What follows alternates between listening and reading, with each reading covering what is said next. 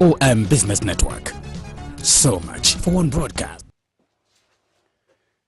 These are definitely not the best of times for students of Nigerian universities, as the Academic Staff Union of Universities is still on strike. And this means students of Nigerian universities are still very much at home.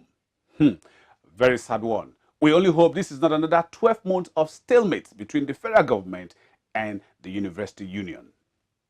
Hello everyone, many thanks indeed for joining us. This is the EOM Business Network and we're coming to you from the studios of EOM Communications. Today on the program, as usual, we'll kick off with a look at the Nigerian economy as we talk to notable industry operators about their businesses in relation to the operating environment. On Spot On is the Managing Director and Chief Executive Officer of Sifed Nigeria Limited, Engineer Ekundayo Olabode Longe. And on the face-to-face is the principal partner, Beyondarete architect, James Williams. It is a package you can't afford to miss. Sit back as we bring you the details. I am Olorogu Elkanah Moare. Please stay with us.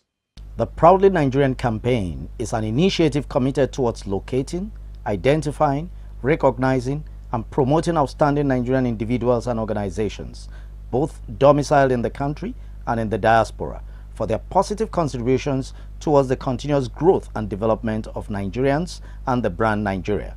The campaign also aims to create an enviable environment which will ensure that the creativity of Nigerians is adequately recognized, particularly in the sphere of producing local whole content, goods and services. A brand that operates on a world-class standard, or with a Nigerian alternative, Nigerian heritage. So I particularly am proud to have an organization that promotes excellence. It is also established to recognize the need to encourage more productivity from the teeming Nigerians, both in the country and in the diaspora, who are brimming with ideas that could change the paradigm of Nigeria for good. It is against this background that the Proudly Nigerian Campaign Organization is embarking on a media tour to select strategic print media publications like The Nation, Sun, Vanguard, Business Day, and Punch newspapers to solicit for their partnerships so as to sensitize the citizenry on the need to be proudly Nigerians always. Proudly Nigerian Campaign, great nation, great opportunities.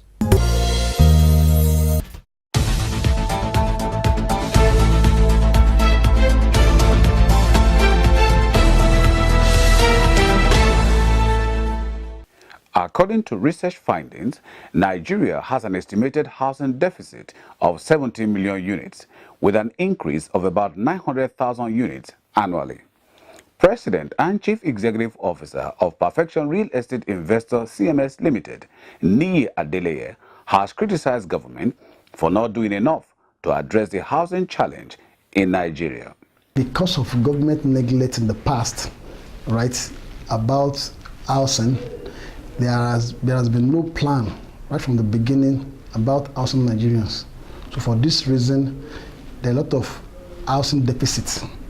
We have 17 million, according to records, we have 17 million housing shortages. Well, as problematic as it is, it's also a good opportunity, right, for government and the players in the industry to make supplies, for housing.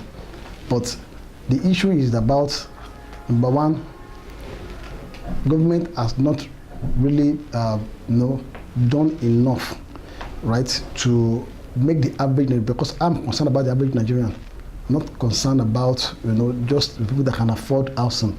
The average Nigerians needs to be housed. So government has done a lot of things like mortgage refinancing and so on and so forth like that, the PPPs and of this world, but it has not really addressed, the problem. Now to Lagos State in the celebration of 50 years of its creation. Chairman and Chief Executive Officer of Martsie Limited, Alexander Martins, has expressed satisfaction with the level of development in Lagos State. He is, however, of the view that the pace of development can be faster. Personally, I'm a Lagosian, and I know the development that has gone up within the 50 years. My age now is about 70 years, and that means I've spent the whole 50 years you're asking me, in Lagos. So I have a lot to say about that. That's a lot of improvement in Lagos, and this state, is it now, can be equivalent to some of the cities we are seeing abroad. I studied in Germany, and I know what is going on. At least Lagos is doing very fine. We are talking about being a mega city, and we know what mega cities are all around the world.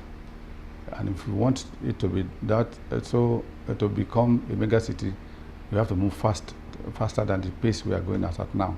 Still on Lagos State at 50, Chairman and Chief Executive Officer of Accounting, Education and Research Services, Accers, Morenike Babington Ashaye, is of the view that the level of development in Lagos State is not only about infrastructure, but also about its people. She expressed this view during an exclusive interview with EOM Business Network News correspondent in Lagos. Lagos State has come a long way, and one is glad to be part of it. I actually started work in Lagos State in 1969 with a Gulf Oil Company, and Lagos, as we knew then in the 60s, although very small, but at least quite unique. When we compare to other states, one would say that Lagos is the first, of all the 36 states. And it's no question, the development is not about roads, infrastructure alone. It's also about people, when you have government that are concerned with how you live, your environment, and so on, is also important. So one will rate Lagos State very high. In his view, Managing Director and Chief Executive Officer of Strategic Energy Limited, Dayo Additional, has applauded the improved state of infrastructure in Lagos State. According to him, this has given rise to more development across the state. It has evolved into a cosmopolitan city. It's always been the commercial capital of the country, and it will continue to be for years to come. But I think the transformation has been incredible from what it used to be years ago. And kudos to successive governments that have ruled this state. Infrastructural development, compared to, I'd say, 20, 30 years ago, monorail coming up, environmental initiatives by successive governments, roads, new bridges, new towns. The Lekki Accers, for example, never existed when we were much younger, when I was much younger. So yeah, I mean, you can see the transformation, and it's ongoing. We're in the millennium, and they need to catch up. So I see it as one big construction site. Marketing Communications Expert and Managing Director, Chief Executive Officer of Caritas Communications Limited, Adedayo Ojo, also spoke on Lagos at 50. He expressed satisfaction on the progress made with internally generated revenue. He, however, added that there is still room for improvement. First, it's hooray, hooray, hooray to Lagos. The number 50 is golden. And in the life of a state, it's probably little. But if you put Lagos in the context of the country that we are in and in the context of Africa, and what has been accomplished in those 50 years compared with other states, Lagos has done very well. Within the context of available resources and apple-to-apple comparison, I will give Lagos 8.5 over 10. And here is the reason. Number one, look at things such as revenue. Look at how Lagos state government from Asiwaju Tinubu to Fashola to Governor Ambode have grown internally generated revenue. Look at some of the projects that they have invested in. also look at how much Lagos State contributes to the national basket in terms of things like VAT that is collected in Lagos. And you look at how they have applied those funds. Lagos is perhaps a state where you will find everybody from every other state. Probably every town, every village, every community is represented in Lagos. So if you look at the challenges that Lagos has to do, against the background of the revenue it has and what we have to show for it, I would say Lagos has done excellently well. Is there room for improvement? Yes, no doubt. But compare apple to apple, Lagos has done very well over the years. And that is the EOM Business Network News. Lagos State is 50. Indeed, a celebration of aquatic splendor. The editorial board of the EOM Business Network on Silverbird Television wish to join well-meaning Nigerians across the globe to celebrate the 50 years anniversary of Nigeria's economic capital, Lagos State.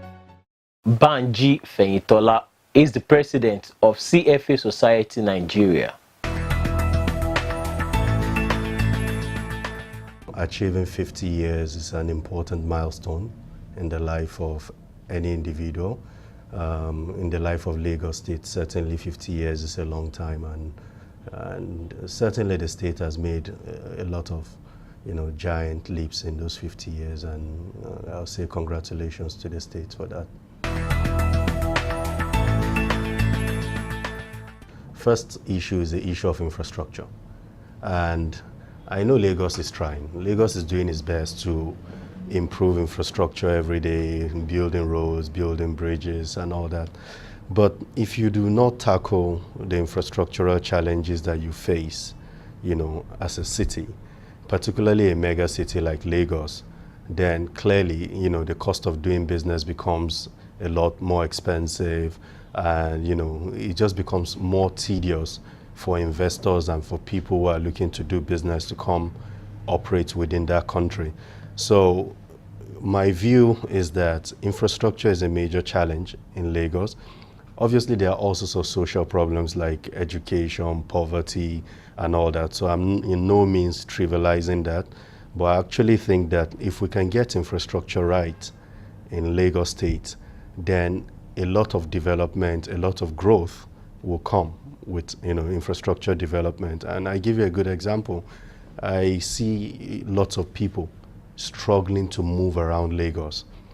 If we get mass transit right, if we get rail right, if we get the waterways to work, and we can move people easily across board, reduce the number of man hours that we waste in traffic every day, right? That's a lot of productivity that is lost, which ultimately will lead to growth, will lead to employment, and will also help us to alleviate poverty. So it all goes on and on and on. And at the end of the day, it's not just a Lagos problem. It's a national problem. It's an African problem where infrastructure is still lagging behind. But I think if Lagos State can get that right, then they would have solved a lot of the problems that people in Lagos State face. The Managing Director and Chief Executive Officer of Sifed Nigeria Limited, Engineer Ekundayo Olabode Longe. Good thing, seeing that Lagos State has clocked 50 years. Lagos State has gone through the military, it has gone through the civilian, it has gone through a lot. So it's a pleasure to find out that today in Nigeria, Lagos State, despite a lot of other political constrictions, are still at top. We thank God for that. It's not of man, but it's of God. And we thank God for the leaders chosen for that state all along the line. First is the issue of roads. The access to various areas where we do our jobs is a lot better today than it is some years ago. The main problem we have is the electricity thing, but which those of us in this field we try to take everything about our infrastructure to site to make sure nothing fails. We cannot take road to site. So thank God Lagos State is able to provide road for us towards this. And besides that, the government, in terms of taxation and other things, they have been very good about it. So they are trying to develop the infrastructures for business to move well in Lagos State. Initially, after I left the university, I worked first for Unilever Brothers, for a couple of years. From there, I moved to National Oil. That National Oil was just after a year before then, it was Shell Chemicals. So just after that, I moved in to National Oil. I was there for a few years. So after I left that place, a company asked me to come to organize an oil company for them, which I did. That was General Oil Nigeria Limited. So after leaving General Oil, I've garnered enough experience to start Sifed. So we started Sifed in 1985. We went in for our first set of engineering jobs, petroleum engineering job, through the present DPR, Department of Petroleum Resources. The personnel there were quite friendly then. So we got established through them.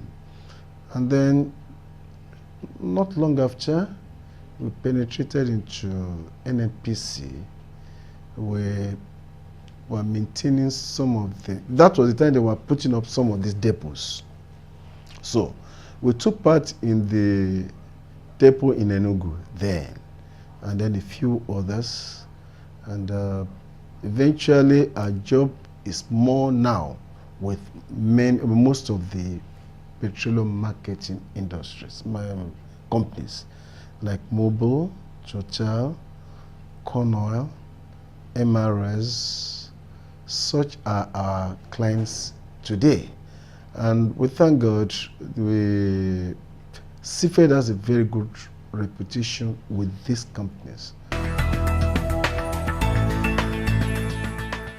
When we look at the development, somebody who has not been in Lagos since 1970s and he suddenly comes into Lagos today will not believe that he's in Lagos anymore. That's one.